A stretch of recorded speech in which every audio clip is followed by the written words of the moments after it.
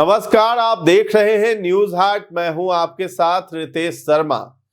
गोपालगंज में शनिवार की सुबह सुबह एनकाउंटर हुआ है। पुलिस थावे मंदिर में चोरी के आरोपी को पकड़ने पहुंची थी। आरोपी ने पुलिस टीम को देखते ही फायरिंग करनी शुरू कर दी, जिसके जवाब में पुलिस ने भी गोलियां चलाई। पुलिस की गोली से आरोपी इमामुल आलम जख्मी हो गया। उसके पैर में गोली लगी। पुलिस ने उसे सदर अस्पताल में भर्ती कराया, जहां उसका इलाज अभी चल रहा है। आरोपी की पहचान मोतिहारी जिले के राजेपुर थाना क्षेत्र के गोविंदगंज वार्ड नंबर 12 निवासी इंजमामुल आलम 21 वर्षीय के रूप में हुई है। फिलहाल वो भोजपुर जिले के शाहपुर थाना क्षेत्र के रानी सागर गांव में रहता था। गोपालगंज के थावे भवानी मंदिर से 17 दिसंबर को 1,08,00,000 रुपए की चोरी की घटना का आरोपी ने अंजाम दिया था। पुलिस चोरी के मास्टरमाइंड को पहले ही गिरफ्तार कर चुकी है। मुठभेड़ के बाद घटनास्थल पर गोपालगंज एसपी अवधेश दीक्षित पहुंचे। उन्होंने पुलिस टीम से मामले की पूरी जानकारी ली और जख्मी आरोपी से पूछताछ की। एसपी ने बताया कि यह मुठभेड़ चोरी के आरोपी को पकड़ने की कार्रवाई के दौरान हुई है। पुलिस ने मौके पर अपराधी के पास से चोरी के मुकुट का कुछ हिस्सा बरामद किया है। यह मुकुट पहले चोरी के बाद मंदिर से लगभग 1500 मीटर दूर छिपाया गया था, जिसे आरोपी दोबारा लेने आया था। बता दें कि गोपालगंज के थावे भवानी मंदिर में हुई 1,08,00,000 रुपए के आभूषण चोरी मामले में पुलिस ने मास्टरमाइंड को पहले ही गिरफ्तार किया है। इस हाई प्रोफाइल चोरी के मास्टरमाइंड को घटना से ठीक 6 दिन पहले पुलिस ने हिरासत में लिया था, लेकिन शक के बावजूद उसे छोड़ दिया गया था। दरअसल आरोपी 10 से 11 दिसंबर की रात थावे मंदिर परिसर में रेकी कर रहा था। पुलिस ने शक के आधार पर उसे हिरासत में लिया। करीब 5 घंटे तक थाने में बिठाकर पूछताछ की। इस दौरान आरोपी ने पुलिस को गुमराह करते हुए कहा कि वो अपनी प्रेमिका से मिलने यहां आया है। पुलिस की सख्ती और लगातार सवालों के बावजूद आरोपी अपनी कहानी पर अड़ा रहा। इसके बाद पुलिस कर्मियों से उसने अपने पिता से फोन पर बात कराई। पिता के हस्तक्षेप के बाद पुलिस ने आरोपी को सरकारी गाड़ी से रेलवे स्टेशन तक छोड़ा। मास्टरमाइंड की पहचान उत्तर प्रदेश के गाजीपुर जिले के रहने वाले दीपक राय के रूप में हुई है। आरोपी ने पुलिस पूछताछ में जानकारी दी कि उसने चोरी की प्लानिंग कैसे और कब की थी। पुलिस का कहना है कि 13 नवंबर को जेल से रिहा होने के बाद दीपक ने प्रयागराज में रहने वाली अपनी गर्लफ्रेंड से कहा था कि मैं बहुत बड़ा काम करने जा रहा हूं, अब लाइफ सेट है। तो अब सिलसिलेवार तरीके से समझिए मास्टरमाइंड की प्लानिंग क्या थी। पहले पुणे के मंदिर पर दीपक की नजर थी। एसपी अवधेश दीक्षित ने बताया है कि थावे मंदिर से पहले दीपक महाराष्ट्र के पुणे में एक फेमस मंदिर में चोरी की योजना बना रहा था। मास्टरमाइंड दीपक राय ने 6 से 8 दिसंबर तक लगातार गूगल और यूट्यूब पर मंदिरों से जुड़ी जानकारियां सर्च की थी। उसके मोबाइल फोन से पुणे के एक प्रसिद्ध मंदिर की वेबसाइट, वहां के मुकुट, गर्भगृह और सुरक्षा व्यवस्था से जुड़े वीडियो और तस्वीरें देखे जाने के सबूत मिले। हालांकि उस मंदिर का नाम पुलिस ने नहीं बताया। पुणे मंदिर की वेबसाइट देखते समय थावे मंदिर पर भी नजर पड़ी थी। आरोपी ने पुलिस को बताया कि 8 दिसंबर की रात पुणे के उस मंदिर के बारे में वो सर्च कर रहा था। इसी दौरान उसे थावे मंदिर से जुड़े कुछ वीडियोस मिले, जिसके बाद आरोपी ने सोचा पुणे उसके घर से ज्यादा दूर हो जाएगा। इस वजह से उसने ये प्लान ड्रॉप कर दिया। इसके बाद दीपक ने थावे मंदिर पर फोकस किया। गूगल, यूट्यूब से तैयार की गई चोरी की ब्लूप्रिंट। पुलिस के मुताबिक आरोपी ने सिर्फ रेकी पर भरोसा नहीं किया, बल्कि डिजिटल प्लेटफॉर्म को अपना हथियार बनाया। उसने 9 से 13 दिसंबर तक करीब 10 से 12 यूट्यूब वीडियो देखे। मंदिर की वेबसाइट, यूट्यूब पर श्रद्धालुओं के वीडियो, ड्रोन और रील्स में दिख रहे कैमरा एंगल, गूगल मैप से रास्तों की जानकारी, इन सब को जोड़कर उसने चोरी की पूरी ब्लूप्रिंट तैयार की।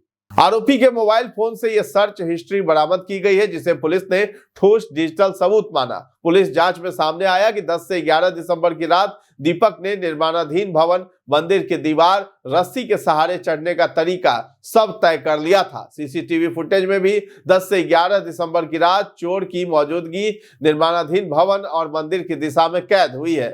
तो एक अज्ञात फोन कॉल से यह पूरा केस सुलझ गया। एसपी ने आगे बताया कि थावे मंदिर आभूषण चोरी कांड को सुलझाने में सबसे अहम भूमिका एक अज्ञात फोन कॉल ने निभाई। चोरी के खुलासे के लिए 1 लाख रुपए का इनाम घोषित किया गया था। इसके बाद हमें एक अनजान नंबर से फोन कर एक व्यक्ति ने बताया कि चोरी गाजीपुर का एक सातिर चोर करता है, उसी लाइन में छापेमारी करिए। इसी सूचना के आधार पर पुलिस ने गाजीपुर जिले में छापेमारी की और दीपक राय के घर तक पहुंची। इस दौरान दीपक घर से बाहर था।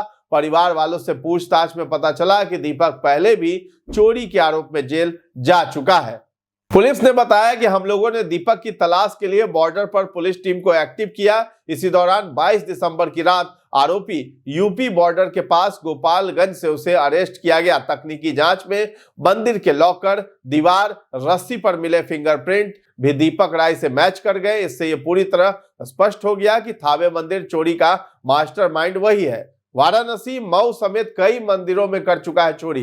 पुलिस रिकॉर्ड के अनुसार गिरफ्तार आरोपी पेशेवर मंदिर में ही चोरी करने वाला है। वो इससे पहले वाराणसी, मऊ सहित पूर्वांचल के कई बड़े मंदिरों में चोरी की घटनाओं को अंजाम दे चुका है। यूपी के मऊ के शीतला भवानी मंदिर चोरी कांड में मार्च 2025 महीने में आरोपी जेल गया था। 3 नवंबर 2025 में जेल से बाहर आने के बाद वो दोबारा एक्टिव हो गया और थावे मंदिर को निशाना बनाया है। तो गोपालगंज एसपी ने आगे बताया कि आरोपी बास्केटबॉल प्लेयर भी रहा है। उसके पिता रिटायर्ड आर्मी के जवान हैं। आरोपी 2 भाइयों में बड़ा है जो LLB का छात्र है। आरोपी ने सबसे पहले बनारस से बाइक चोरी की थी। इसके बाद उसने लगातार कई मंदिरों और बाइक की चोरी की है। भाजपा नेता और जम्मू कश्मीर के गवर्नर मनोज सिन्हा के गांव का रहने के कारण वो कुछ लड़कों को नौकरी दिलवाने का लालच भी देता था और अपने साथ चोरी की घटना में शामिल करवा लेता था।